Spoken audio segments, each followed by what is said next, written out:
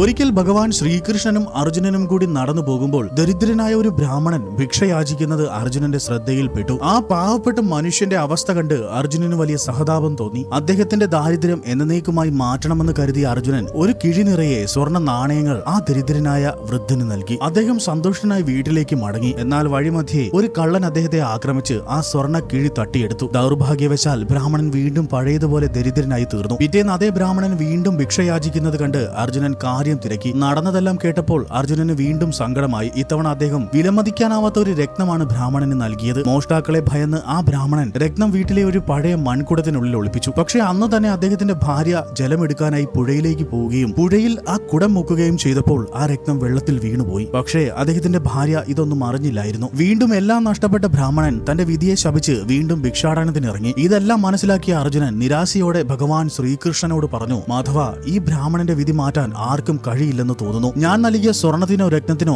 അദ്ദേഹത്തെ സഹായിക്കാൻ കഴിഞ്ഞില്ലല്ലോ. ഭഗവാൻ ശ്രീകൃഷ്ണൻ പുഞ്ചിരിച്ചുകൊണ്ട് ആ ബ്രാഹ്മണനെ അടുത്ത് വിളിച്ചു. എന്നിട്ട് വെറും 2 ചെമ്പു നാണയങ്ങൾ അദ്ദേഹത്തിന് നൽകി. ഇത് കണ്ടപ്പോൾ അർജുനൻ അത്ഭുതപ്പെട്ടു. അദ്ദേഹം ശ്രീകൃഷ്ണനോട് ചോദിച്ചു, മാധവ, സ്വർണത്തിനും രത്നത്തിനും കഴിയാത്ത എന്ത് മാറ്റമാണ് ഈ 2 ചെറിയ നാണയങ്ങൾക്കുണ്ടാക്കാൻ കഴിയുക? ഭഗവാൻ ശ്രീകൃഷ്ണൻ ശാന്തനായി മറുപടി പറഞ്ഞു, പാർത്ഥ, കാത്തിരുന്നു കാണൂ. ആ 2 നാണയങ്ങൾ കൊണ്ട് തന്റെ വിശപ്പടക്കാൻ പോലും കഴിയില്ലല്ലോ എന്ന് സങ്കടപ്പെട്ട് ബ്രാഹ്മണൻ നടന്നു നീങ്ങി. അപ്പോൾ ഒരു മീൻപിടുത്തക്കാരന്റെ വലയിൽ കുടുങ്ങി പിടയുന്ന ഒരു മീനിനെ അദ്ദേഹം കണ്ടു. തന്റെ ദാരിദ്ര്യം മറന്ന് ആ ജീവിയോട് കരുണ തോന്നി ബ്രാഹ്മണൻ തന്റെ കയ്യിലുണ്ടായിരുന്ന ആ 2 നാണയങ്ങൾ നൽകി ആ മീനിനെ അദ്ദേഹം വാങ്ങി. ഉടൻ തന്നെ അദ്ദേഹം അതിനെ പുഴയിലേക്ക് തുറന്നു വിടുകയും ചെയ്തു. അപ്പോൾ ഒരു അത്ഭുതം സംഭവിച്ചു. മീൻ വെള്ളത്തിലേക്ക് ചാടിയ നിമിഷം അതിന്റെ വായിൽ നിന്നും താൻ നേരത്തെ നഷ്ടപ്പെടുത്തിയ അതേ രത്നം പുറത്തേക്ക് വീണു. സന്തോഷം കൊണ്ട് അദ്ദേഹം ഉറക്കെ വിളിച്ചു പറഞ്ഞു, എനിക്ക് കിട്ടി, എനിക്ക് കിട്ടി, എന്റെ രത്നം എനിക്ക് തിരികെ ലഭിച്ചു. ആ സമയം അർജുനൻ നൽകിയ സ്വർണം മോഷ്ടിച്ച കള്ളൻ ആ വഴി വരികയായിരുന്നു. ബ്രാഹ്മണന്റെ നിലവിളി കേട്ടപ്പോൾ തന്നെ പിടികൂടാൻ രാജഭടന്മാരെ വിളിക്കുകയാണെന്ന് കരുതി പേടിച്ച കള്ളൻ ഓടിവന്ന് ബ്രാഹ്മണന്റെ കാൽക്കൽ വീണു. താൻ മോഷ്ടിച്ച